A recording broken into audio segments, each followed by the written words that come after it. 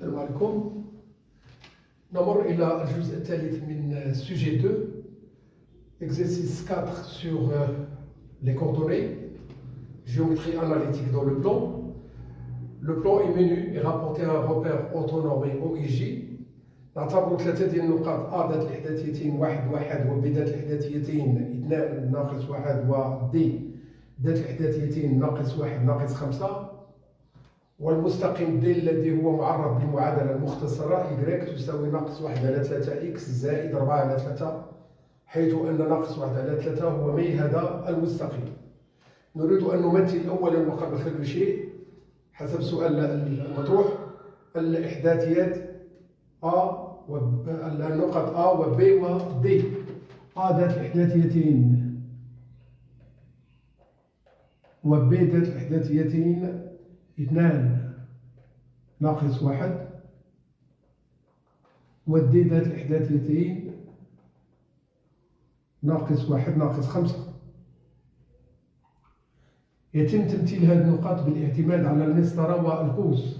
Vous devrez bien utiliser la règle et l'équerre. Parce que dans la feuille sur laquelle vous allez rédiger vos réponses, il n'y a pas du tout des carreaux. Alors, les coordonnées du vecteur AB. L'abscisse de l'extrémité moins l'abscisse de l'origine. L'ordonnée de l'extrémité moins l'ordonnée de l'origine. Les coordonnées de B, je lis 2 moins 1. 2 moins 1 moins. Les coordonnées de A, 1, 1, je garde le moins 1, je garde le moins 1. Alors ici c'est moins 2, ici c'est tout simplement le 1. Je reprends ce résultat ici.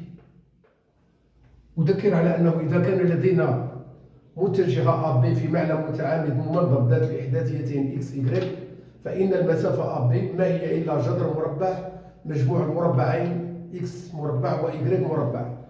Alors هنا العدد واحد مربع والعدد ناقص اثنان مربع. مربع واحد هو العدد واحد ومربع ناقص اثنان ما هو إلا 4. Attention. مربع عدد سالب دائما موجب، والنتيجة هي العدد جذر مربع 5. لا نفكر في إعطاء قيمة مقربة لهذا العدد، ليس هذا مطلوب. حتى يتحقق على أن الرباعي A B C D متوازي الأضلاع لنحدد إحداثيتي C، لابد من متساوية تحتوي على متجهتين. إذا كتبنا المتجهة AB فهي تساوي أي متجهة؟ نعم DC، حيث أننا نقرأ A B C D، وبالتالي فإن XC moins XD est égal à الأفصول ديال AB هو واحد، et YC moins YD est égal au اللي هو ناقص 2. XC هو المجهول ناقص يساوي YC مجهول ناقص هنا يساوي، دائما هنا ناقص 2 وهنا العدد واحد. إحداثيتين ديال D، لدينا ناقص واحد تصبح هنا زائد واحد، ولدينا ناقص 5 تصبح زائد 5. نستمر. XC يساوي العدد واحد ناقص واحد، وبالتالي فإن XC يساوي العدد صفر. نضع صفر هنا. YC يساوي العدد ناقص 2 إلى جانبه مقابل 5، وبالتالي فإن YC هو ناقص 7. ونستنتج أن زوج إحداثيتي النقطة C هو الزوج 0 ناقص 7. لاحظوا معي على أن هذا الرباعي الذي هو متوازي الأضلاع قطره هما AC و BD.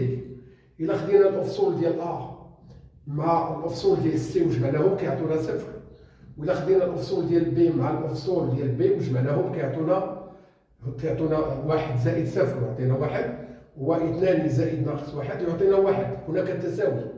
إلا خدينا الأرتوب ديال A مع الأرتوب ديال C وجمعناهم كيعطونا ناقص 6، وإلا خدينا الأرتوب ديال B مع الأرتوب ديال D وجمعناهم كيعطونا مرة أخرى ناقص 6. إلا ما تحققش هذه المتساويتين نعرف أننا أخطأنا في الإجابة على الإحداثيتين ديال النقطة C. هذا ça c'est une méthode de vérification.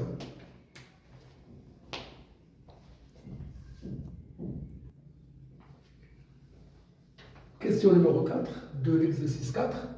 on nous demande de vérifier que le point M de coordonnées 1,5, 3 représente le centre de ABCD. Pour cela, il suffit de montrer que le point M est le milieu de l'une des deux diagonales, AC et BD. Et pourquoi? Parce que vous savez bien que les diagonales d'un parallélogramme se coupent en leur milieu. Si on montre que le M est le milieu de AC, forcément, le M ça sera le milieu de BD. Et le contraire. Si on montre que M est le milieu de BD, eh bien forcément, on peut déduire directement que le M est le milieu de AC. Et cela veut dire que M, c'est le centre du parallélogramme ABCD.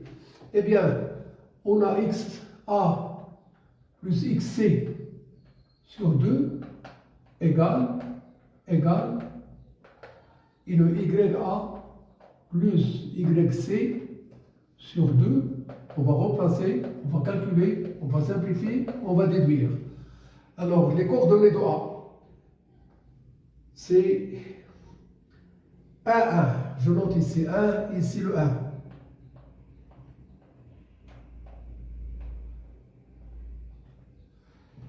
Les coordonnées de D, de C, qu'on a déjà trouvé, c'est le 0 et le moins 7. Ici, c'est le 0. Ici, c'est le moins 7. Eh bien, ce que nous avons ici, il donne 1,5. Et cela, il correspond à XM. Ce que nous avons ici, il donne moins 6 sur 2, c'est-à-dire le moins 3. Et ce résultat correspond à YM. Alors,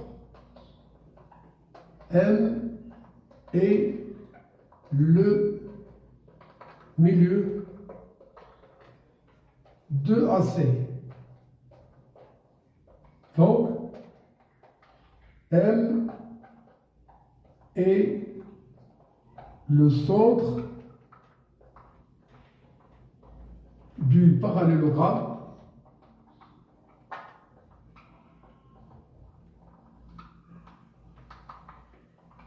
ABCD.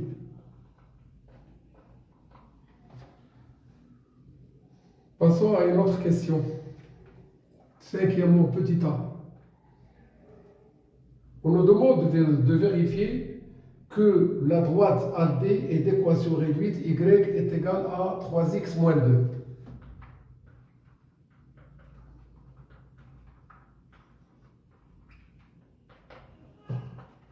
D a pour équation la droite AD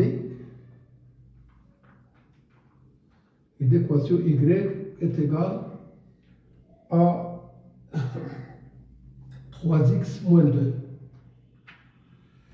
Il y a des méthodes. Soit qu'on part à la recherche de l'équation réduite de AD et on va bien trouver qu'il s'agit de cette équation, ou bien il suffit de bien vérifier que les coordonnées de A vérifient cette équation et de même pour les coordonnées de B. Et pourquoi pas? On a le 3xa moins 2, il est égal à 3 fois 1 moins 2, il est égal à 3 moins 2, il est égal à 1, et le 1 correspond à YA. De même, on a le 3xd moins 2, il est égal à 3 fois le 0 moins 2.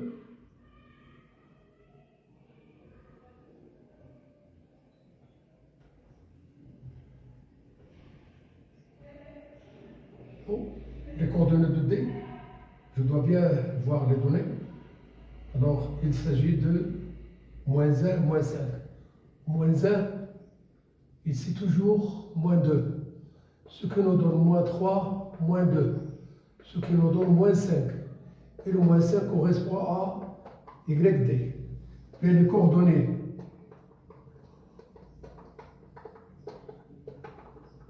de A et D vérifient l'équation